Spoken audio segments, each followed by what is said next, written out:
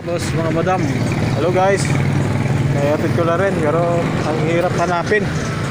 Nasa loob pala sila ng Basico, Tondo, Maynila. Napakahirap. Kaya tawag-tawag lang, text-text na lang. So, tapos tayo dito sa Basico, mga boss, mga madam. Naghahanap tayo ng 7-Eleven para tayo makapag-top up na. Ay, wala na akong top up. Layo-layo pa yung labasan natin. So sa may ano tawag ito? Bonifacio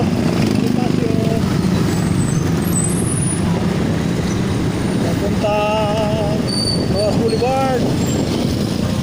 Ito ayun na, ako na yun. 350 sana ibayad sa atin. So wala eh, satrihan ko na eh. Huli ko na lang nabasa yung 350 na yung ibabayad niya eh. Hindi na lang ng 150 sa ano. Hindi ko lang 180. Bale, okay lang.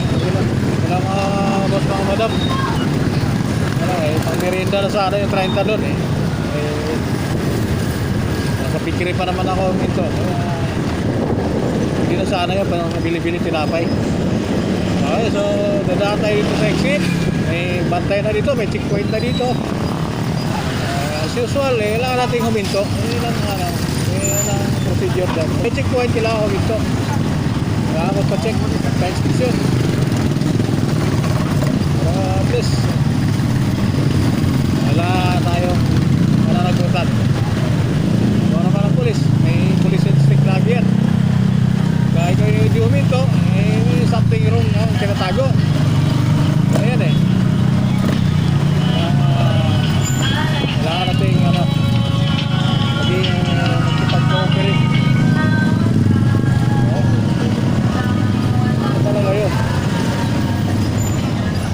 Hello, Chip. License, Chip? License pa.